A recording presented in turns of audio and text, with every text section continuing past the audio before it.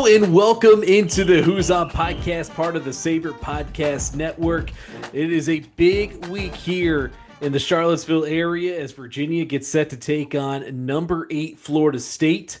In 2025, 30 years ago, is when my guest played against the Seminoles back in 1995.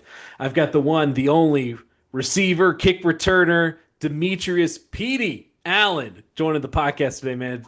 Demetrius, how you doing? Thanks for having me. Doing great. Thanks for having me.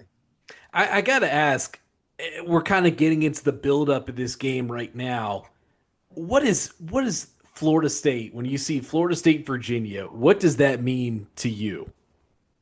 You know, it was such a, well, first of all, Florida State to me, when it comes to the ACC, you know, when I was playing, they were like the standard.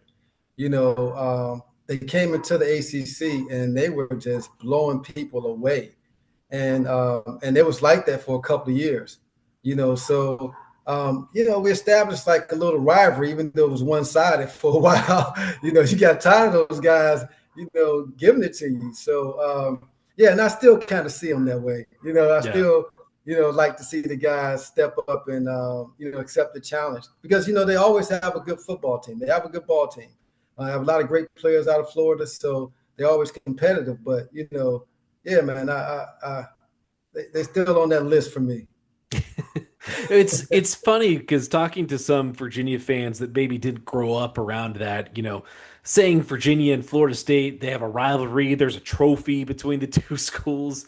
They don't understand that. But like, I think you could look back to 95. You could look to 2005. Yes. 2019 and 2011 as well. Like, those are some of the more memorable games through Virginia football history, are those games against Florida State. And yet, like you said, it was a one-sided rivalry. Virginia has a couple of those one-sided rivalries in their history right now, but you know, it meant a lot to, I think, fans, but also the players and everyone kind of involved. Yeah. You know, it was one of those games that, you know, people remember where they were. You know, it's certain, you know, events that happen in your life and you remember. You know, I remember that night. I was, you know, on the corner, or I was, you know, with my friends watching the game. Well, I was there. You know, I ran on the field. It's just one of those nights, man. It was a magical night, amazing. And that's what I'm hoping for this Friday. I hope that, you know, the stadium is packed, and I hope that it's, you know, that the fans are rowdy and you know, excited and ready to go, and, you know, pumping the players up, because I just have a feeling about it, man. I just think it's just, you know, it's going to be a great game. So I'm looking forward to it. You mentioned remembering where you were. Now, I told you beforehand, I don't remember where I was back in 1995. I was 2 years old. I apologize. I apologize for dating you, but 2005, I remember very clearly. I was on a church retreat somewhere in North Carolina. I was very upset. You can ask my parents to this day. I'm still upset that I wasn't going to the Virginia game against Florida State that weekend. But I had a little old, like, Sirius, like, handheld radio that I convinced the pastor on the trip to, like, just let me hold on to it and listen to the game that night. And I remember sitting outside next to a tree or something, listening to that game. Like, you remember those. But like I said, I wasn't around. Don't really remember much about 1995. So let's take back, kind of set the stage a little bit for this game, because it's the 30th anniversary. And I know, you know, Virginia's doing a little bit to kind of get back into the mood of things right now. We've seen some interviews with Tiki Barber and Grow and kind of the whole crew leading up to this week. And there's also some throwback uniforms coming out this week. There we go. I don't know if you're aware, but there's a little bit of throwback this week. But back in 95, this team is so interesting because I look at scheduling now, but like looking at opening at Michigan in the Big House, and then you got another game in there at Texas, and y'all played some really close games. Lost by 1 point to Michigan, lost by 5 points to North Carolina, and just a point to Texas. Like close losses leading up to this Florida State game. What was the kind of the roller coaster going through that season leading up to this game? So you just explained it, man. So um, that year we had a really good team, and if you look at the players on that team and the NFL careers that they had, I mean it's obvious. And just looking at one that unfortunately was injured, Anthony Poindexter. He could have. I mean, who knows? Yeah. Where his NFL career would have went, but um, just we were loaded, man, and we were anticipating the schedule. We knew we were going to play a lot of great teams. But yeah, like you said, man, we had some unfortunate losses. We lost to Michigan the last play of the game. We were winning, you know what I mean? Like in the big house. We were in the big house.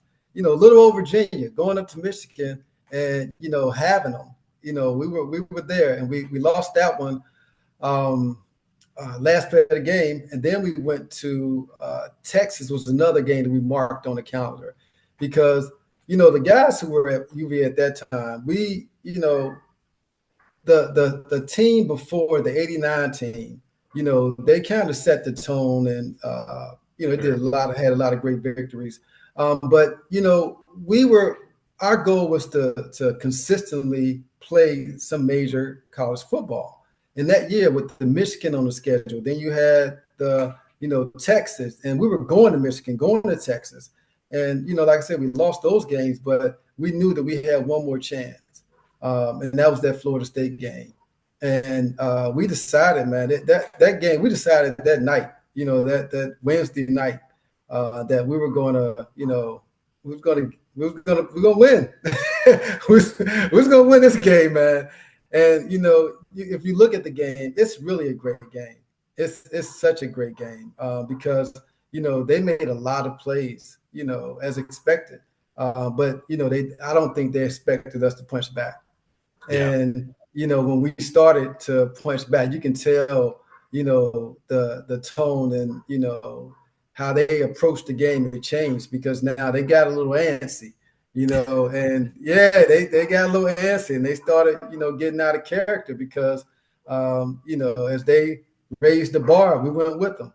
And then at some point we started setting, raising the bar and setting the tone. And, and it got to a point where, who's both making plays and, who's going to make the last play. Well, before we get into that, I wanted to talk about the kind of the week leading up to that because I don't think I realized looking back, like there weren't a lot of big primetime Thursday night matchups like this back then. Like this was kind of the beginning of getting like these big matchups on Thursday nights. So now you see it more often. And this week we have a Friday night game, and college football games are all over the calendar now. But you didn't get Thursday night games like this. So what was the turnaround going into a Thursday night game like this atmosphere? And I want to pull up one of the quotes here from your quarterback, Mike Groh. He was quoted before the game: "Forget the wine and cheese. Break out the bottled beer. Fill up this place and make some noise." That quote stuck with me. How did that set the tone for the atmosphere that you see looking back on that game? Yeah, it was right because I don't know what type of pregame they were doing, but the fans were, hey man, they were all in. And it was that type of game. Thursday night, like you said, it was unusual. They were number 2 in the country, and we were a good team, but we hadn't had that big win. So we weren't expected to win that game, but we knew that we had enough talent to win it. So. Oh man, our fans were all of they had been, and they had been following us, so they saw that we had lost these close games. So they knew that the talent was there. It was just all about putting it together. But man, I'm telling you, man, it was magical. It was really something special, and I get it all the time. It's 30 years, man, and you'd be amazed how many people would walk up and. We'll start a conversation about football. They found out I played on the 95 team, and they said, "Oh, man, I remember y'all beat Florida State. I was hanging out with my brother, and, we were doing this." And it's just it's a cool feeling. It's cool to be a part of something that people, remember throughout their life. So, yeah. Well, I want people to fully understand like the talent on both sides in this game. Like, you look at the Virginia side, you got the obviously Tiki and Rondé Barber on the side. You got Jamie Sharper, you got James Farrior, you got Percy yourself, Ellsworth. Percy Ellsworth. I mean, like the list goes on and on. Yes. You got George Welsh on one sideline, you got Bobby Bowden on the other sideline, Danny Cannell, Warrick Dunn. Yes. I'm a Falcons fan, so I'm a little partial to Warrick Dunn. But just the amount of talent that was on both of these sidelines, like Yes. this was a prime A1 kind of college Yes. football game. Yes. Yes. And it shows when you look at it, you'll see guys are making, you know, great football plays. You know what I mean? Great Yeah. football plays all over the field throughout the game. And exceptional. You look at somebody like Percy Ellsworth. Percy. And I coached ball after I played for a while, and I used to make my team watch this game because if we were going to play a big team, I used to make us watch this game because I wanted them to see that you're going to be in a game where, the other team they'll make some plays. And you're going to have to, take that lick and you have to hit back. And, that's just something. And, the funny thing is I can go into this because it's life lessons in it too. You know what I mean? It's just about, competing and, and willing to be there to the end and give yourself a chance to win. But yeah, guys like Percy, man, he dove in the goal line. They were driving. Yeah. You know what I mean? And he made that diving interception, man. It was just so special. James Farrior blocking the punt. Anthony Poindexter just tackling everybody everywhere. He was young. He was redshirt freshman, right? Yeah, he was young. He didn't know what he was. He was out there just playing football. But we were making great football plays. And like I said, on their end, they were, doing the same thing. So, if you're a person who enjoy, watching the game of football, this is a great game to watch. You talk about life lessons, and a perfect example early on. Tiki Barber fumbles on the second possession that leads to a quick Florida State touchdown. But then, of course, we get the big, option 64-yard touchdown run from Tiki. I think that was the next possession to answer the Florida State touchdown. It was the second longest run Florida State allowed that season. What do you remember? You could talk about that game, but obviously Tiki had a great career, and that was kind of one of those games you put up on the mantle. Yeah, so Tiki, that was a big game for Tiki because, they were kind of comparing him and Warrick Dunn, and I'm going to tell you something about Tiki Barber that people don't see. When you practice with a guy for years and he's your teammate, you kind of know about Tiki. Tiki got a whole lot of dog in him. You know what I mean? Like, this guy's a tough guy. Like, he's a tough guy. And he's not the rah-rah guy. He's not he's not going to, say a lot. But when it's time to play, he's going to lace him up and buckle him up. He's going to give you everything he has, man. And whether he fumbles on the first play or whatever, he's going to get back up and he's going to go 100% again. Like, this guy, I've seen this guy take some shots. Like, he wasn't the biggest running back. Like, these guys were teeing off on him. He'd jump right back up, go back to the huddle, and, be ready to go again. So, and in that game, I can say outperformed Warrick Dunn, but, they both had great games. But Tiki really showed that he was one of the best running backs in the country that day. So, yeah, my guy. Yeah, no, obviously a lot of hype for Warrick Dunn going into that, rightfully so. Like he still kind of came through in the end for them and almost won it for them there at the end. We're going to talk about that play. Let's not get there yet. But one thing that stood out to me, and George Welsh, obviously legendary coach at UVA, but I heard on the broadcast that he couldn't eat anything during a game day. Like, what was Welsh like on a game day? I missed the guy, man. Coach Welsh is he was a solid guy. He's a great coach, great man. He stood for something. You know what I mean?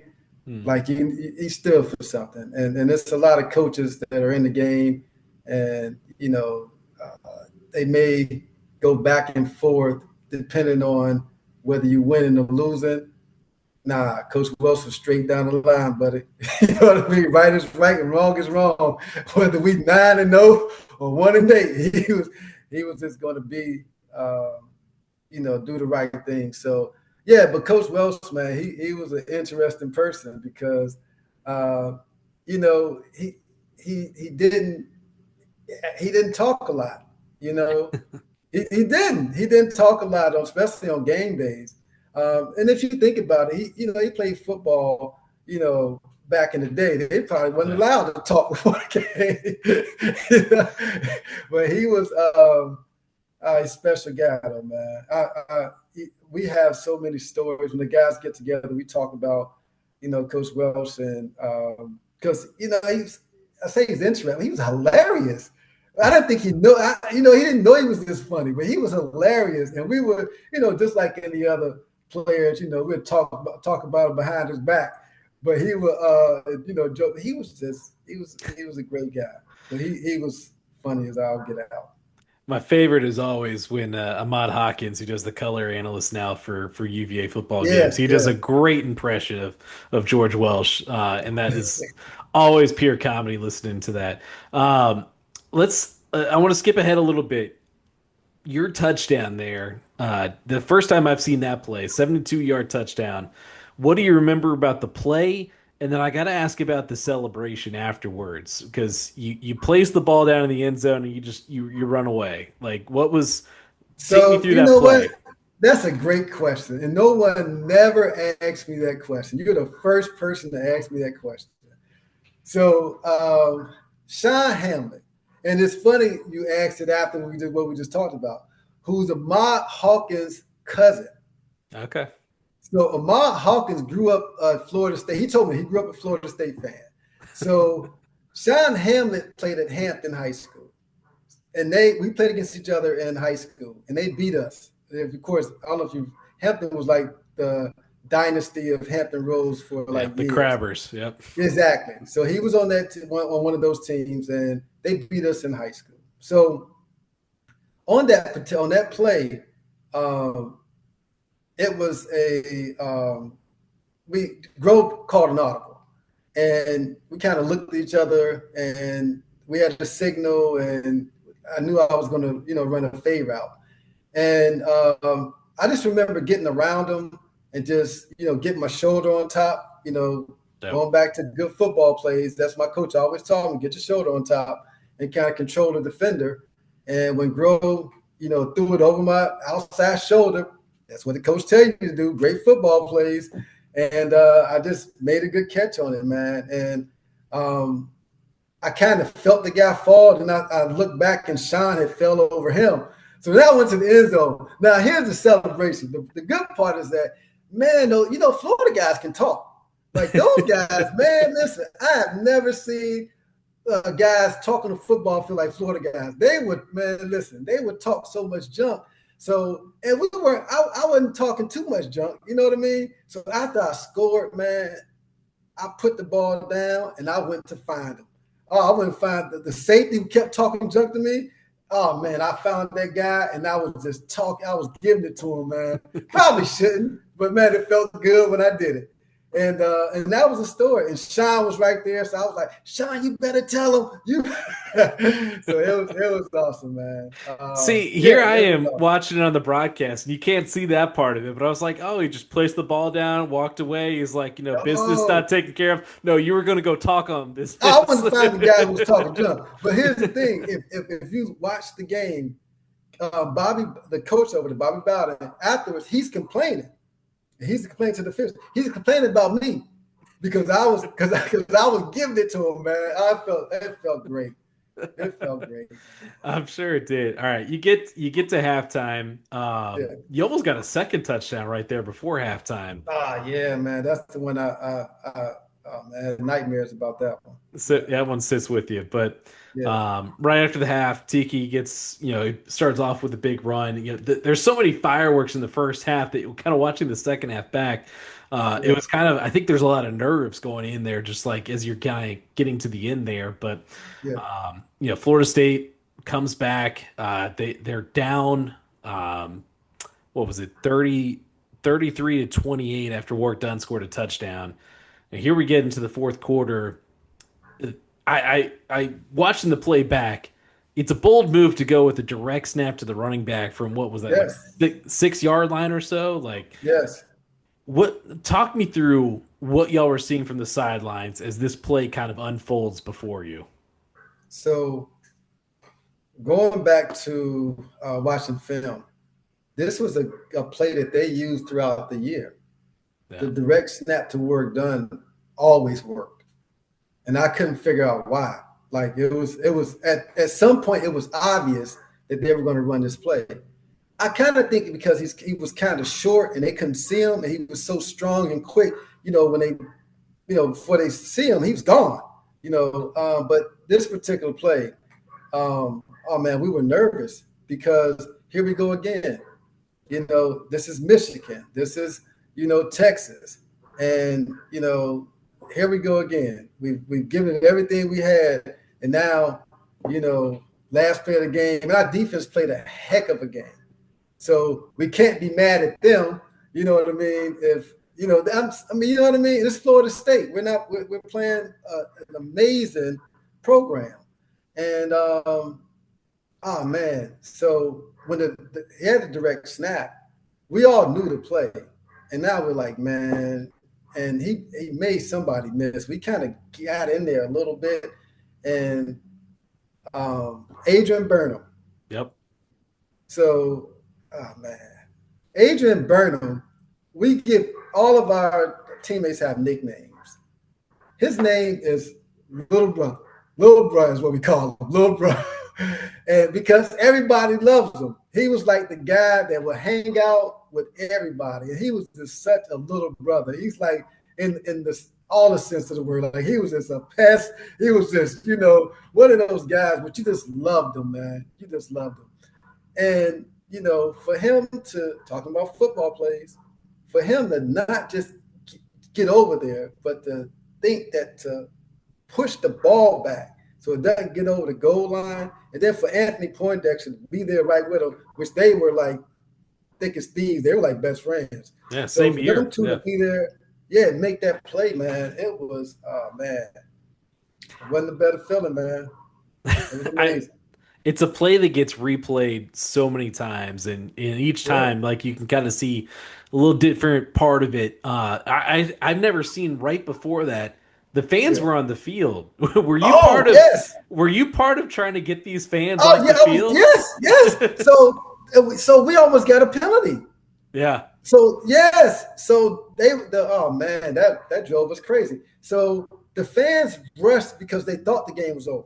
Yeah. So they were going to throw a flag on us, which would have, brought them close to the goal line, which was, they didn't need any help. So, oh man, we were trying to get them off the field, man. That was something totally different. So now we have to go back and play football. You know what I mean? Yeah. So after that, then the guys still had, and I got to give them credit. Even you brought that up, they had to lock in to say, okay, now we still have to stop this team. So. Yeah, man, it was awesome. What was the euphoria like when fans actually got to run on the field, goalposts coming down, and you pull off this crazy upset that has just been bookmarked in UVA history? I tell you what, I can't remember a win like that. Now I'm sure they probably had, a win like that since at UVA. But as far as the football program, man, I'm telling you, it was electric. Everybody was on this field. Like everybody just had to come. Man, you see people running down the hill, they jumping over the stands, and it was such a UVA is a great community. When I was there, we all loved each other, man. We all got along. So you'd see people running around, hugging and high-fiving, and it was great, man. It was great. And then we went out and partied. It was awesome. 29 straight wins for Florida State to start the ACC in their ACC there, and y'all or the first ACC loss they ever suffered. I was going to ask, what was the celebration like that night? Oh man, hey, listen, man, that was great. That was good. It's 30 years ago, and I'm still smiling. Let's say that it was an awesome night, and we all had friends and family there, man. So it was just getting out and just having fun. It was about time. You Yeah. know what I mean? It was about time.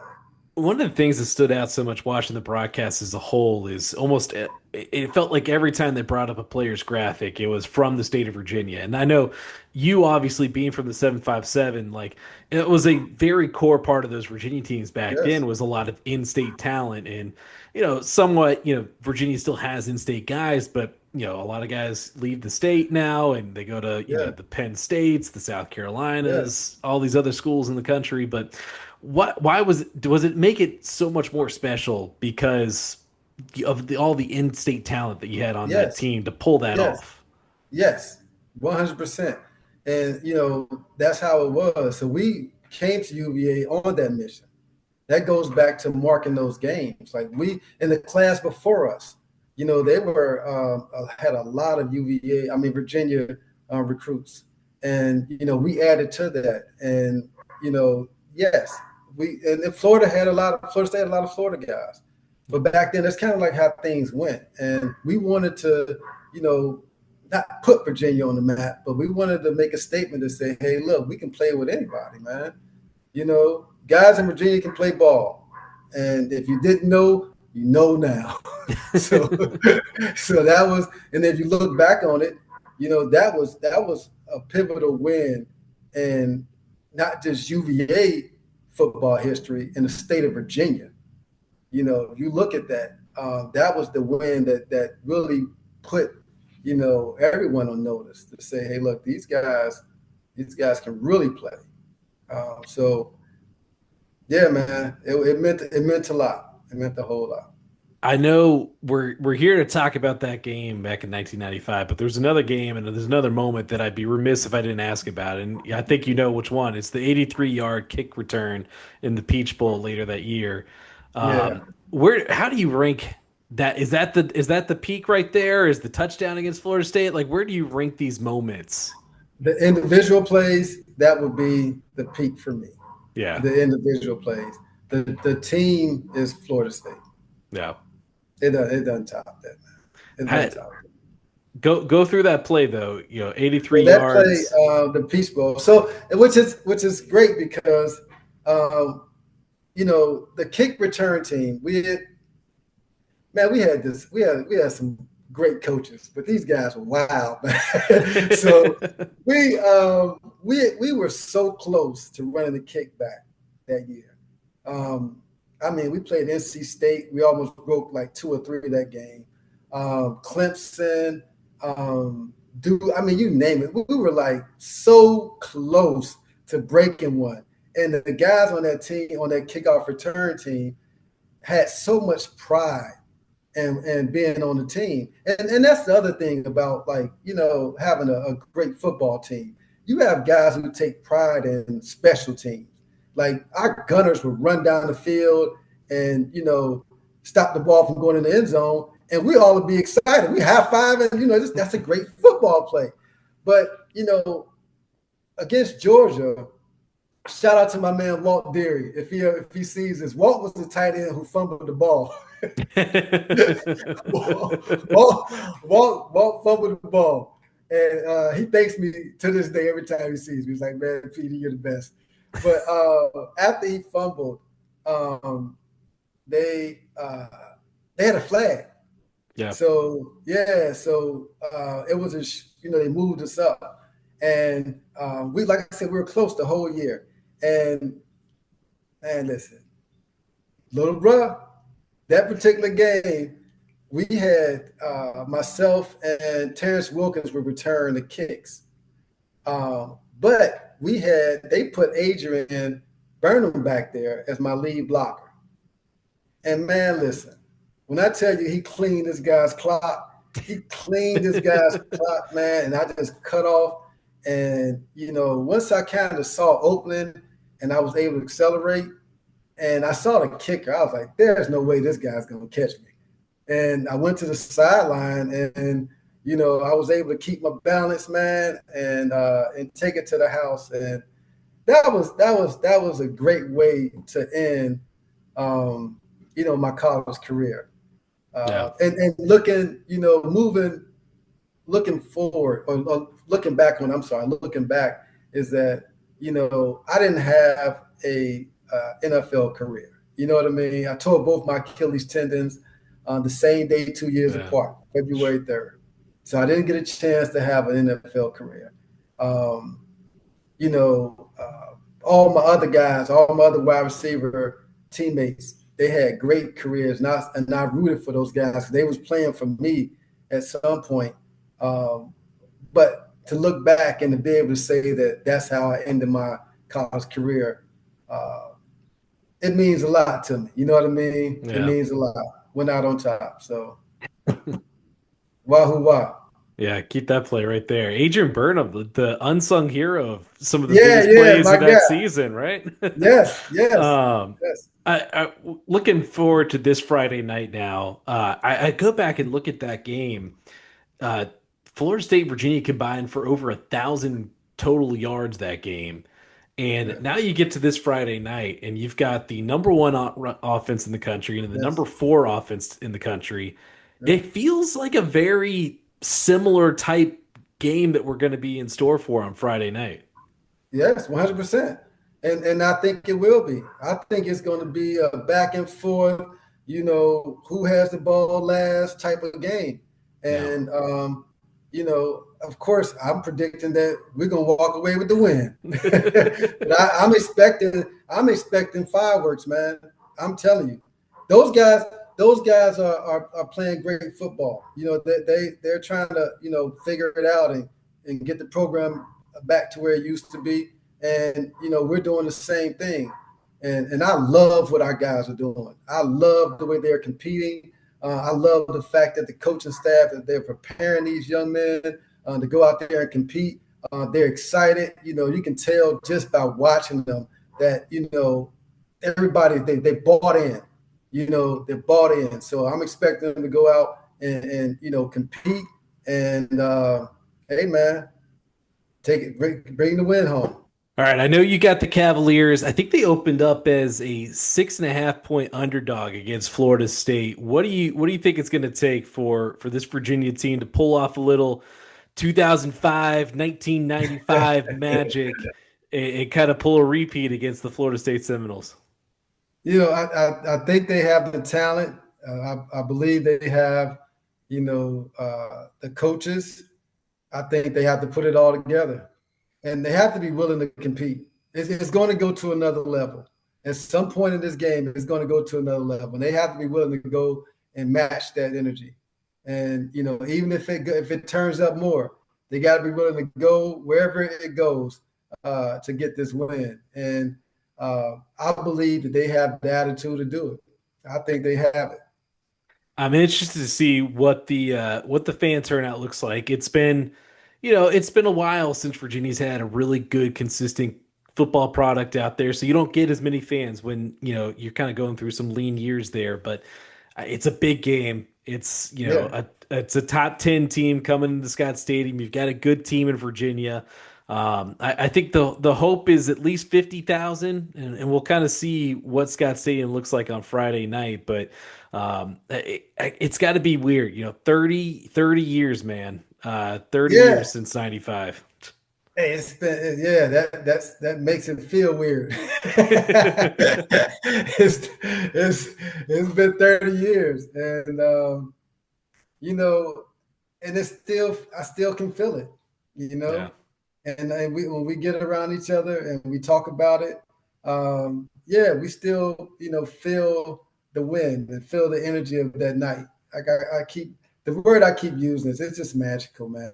I'm telling you, it was just a great night. But here's the thing. They have an opportunity. This team has an opportunity to have the same magical feeling 30 years from now. They have an opportunity. And I'll tell you what, a win like this will etch their names in Virginia history. This is the game. I don't think it makes or breaks their season, but I think it can determine their legacy at Virginia. I think it's that type of game. The man everyone in Virginia affectionately just says, Petey. I said your name, and that's every single person was like, I said, oh, I'm having Demetrius Allen on. It's like, Petey. I'm sure you get that a lot. Yeah, I get it a lot, man. And I didn't become Petey until I came to UVA. I was Pete, but it's out of love, man. And I can tell, when someone calls me Petey, I can tell that they're some association with UVA, and man, it just makes me happy. I'm cool with being Petey, man. I had a lot of fun at the University of Virginia, so I met a lot of cool people and great experiences, man. So yeah, man, it's great times in my life. I met my wife at UVA, man. Hey, it was good times. Yeah. Well, Demetrius, I appreciate you coming on the Who's On podcast. We'll see what happens this Friday night, man. But it was good to reminisce and just talk about this program through the years, man. You've been a real treat. I appreciate it. I'm gonna tell you right now, it's 31-28 our way.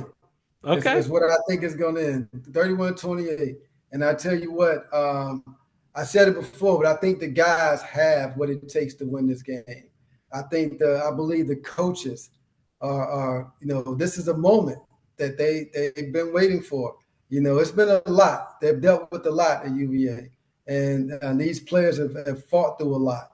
And I want to see them put it all together and come away with this win. I know I'll be rooting for them, and I know the 95 team will be rooting for them, and the whole Wahoo Nation is behind them. So I want them guys to go out and take care of business.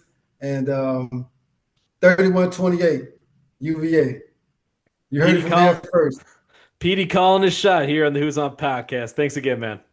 Thanks, God. Have a good one, man. Thank you. All right. Big thanks again to my guest, Demetrius Petey Allen, former wide receiver for UVA, back on that 1995 Virginia team that upset Florida State, that they're going to be celebrating the 30th anniversary of this coming Friday night in Charlottesville at Scott Stadium when UVA welcomes in number 8 Florida State, the first ACC top 10 opponent they will have hosted since 2016 against Louisville, first top 10 team coming into Charlottesville since 2021 against number 7 Notre Dame. But again, we know the history. Virginia has not beaten a top 10 team at home since 2005. That team, of course, number 4 Florida State. And I've made this point a couple times in talking with people, throughout the week as we get ready for this Friday night game. The 4 times that Virginia has beaten Florida State, it has been a memorable affair each and every time. You think back to 2019, they kind of call that the springboard for that 2019 Virginia team. That's what kind of pushed them to win the ACC Coastal, to go to Charlotte, to go to the Orange Bowl eventually. That was kind of the launching off point for that season. 2011, down at Florida State, obviously a memorable one there. It's the only win at Florida State.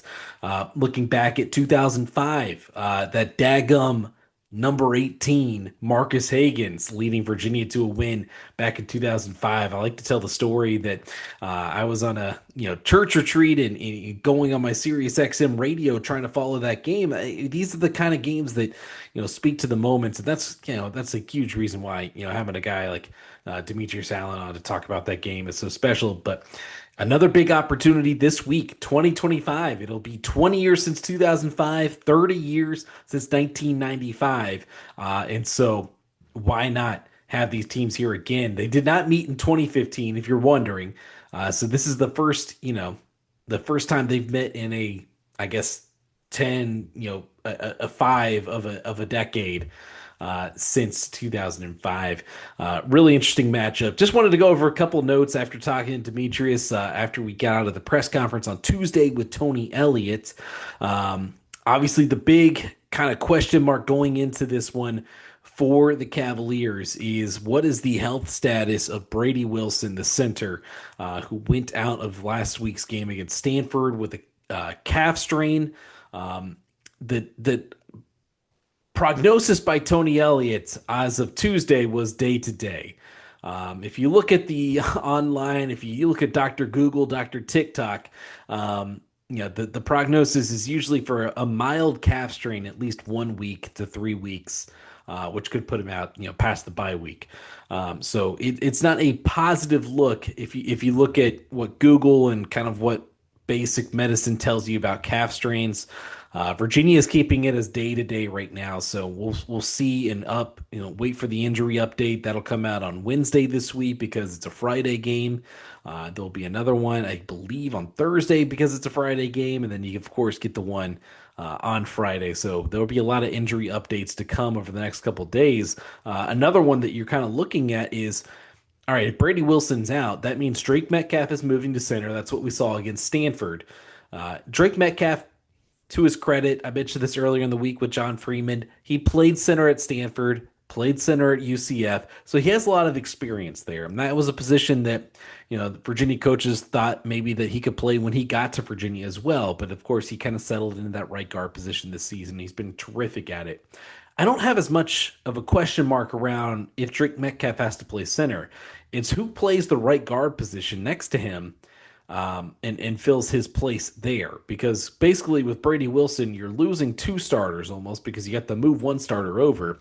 Last week it was Kevin Wigginton because Ethan Sipe, who has been the backup right guard and has been one of Virginia's first offensive linemen off the bench all season, playing right guard, playing right tackle, playing as that extra offensive lineman that comes on those big packages. He's been really good, but he's been out. He's been battling some foot and some ankle issues. So he missed last week. Tony Elliott said, he's trending back towards, returning to play. Again, that's another big question mark that we're going to be looking at when the injury update comes out this week. So without Ethan Sipe, who I think would be the first option, you're looking at Kevin Wigginton, who kind of came in banged up last week. If you'll remember, he was one of the questionables on the injury report last week. So Kevin Wigginton, and Tyshawn White, who actually got some play at right guard. And he's a guy that's kind of been banged up and just hasn't been able to stay in the lineup during practice to get those reps. And that's why, he hasn't played as much yet. But he's definitely a guy to watch come this week as like one of those guys that could fill that right guard spot. So that's the biggest question mark is the offensive line. These guys, though, keep taking injuries and they keep on fighting back. So I'm not going to put anything past them. They did, officially give up their first sack last week, which Tony Elliott actually attributed to Chandler Morris dancing around too much. But we'll see what the offensive line looks like because, look, you're going to be facing a really tough, stout Florida State defensive line on the other side. So that's the big question. Defensively, the big question has nothing to do with, I guess you could say, is someone going to play or not? It has more to do with the communication of who is playing. And that's the big pass plays that we've seen given up this year. And that was one of the more interesting kind of answers I think we heard on Tuesday's press conference, which, Coach Elliott, jokingly called Wednesday's press conference because that's, it's Wednesday and they're in their, game week prep right now. But the big question there is communication because it seems like no matter who is in there at those safety positions, whether it be Devin Neal, Christian Charles, Ethan Minter, Antonio Clary, there just seems to come some kind of communication, gap between the corners, whether it be Donovan Platt, Jordan Robinson, Emmanuel Carnley. And that's what's leading to a lot of these big plays. And that's kind of, I asked Antonio Clary, a guy who obviously has all the experience in the world playing 7 years now at Virginia. And he said it really just came down to communication. It has nothing to do with the talent. He thinks they're talented enough to, prevent those big plays and to also, make big plays in the secondary. It's just about the communication. That's kind of what happens when you have so many new pieces back there. So that is definitely one to watch because, while Florida State most well known for right now early in the season for their running game. They are second in the country with 363 yards per game on the ground, helping lead their first in the FBS yards per game and first in the FBS in scoring. Um, the passing game though with Tommy Castellanos, a guy Virginia fans are well familiar with now. They played him 3 years in a row now. The previous two at Boston College, where they went 1-1 in those matchups, winning last year's matchup in Charlottesville. They kind of started the backslide there for Castellanos in his career at Boston College. Now he's at Florida State. He's been playing terrifically, but that play action pass, that's something that I think you're going to see Gus Malzahn, who's now the offensive coordinator there for Florida State under Mike Norvell. I think he's going to try to test this Virginia team deep, and why wouldn't you? Like that's something that they should expect, and Tony Elliott even admitted as much. Like he expects Gus to to try to go deep on him. So that's a big thing to watch, especially when you've got some really speedy receivers there. Micah Danzy, who is a kind of track star there for them.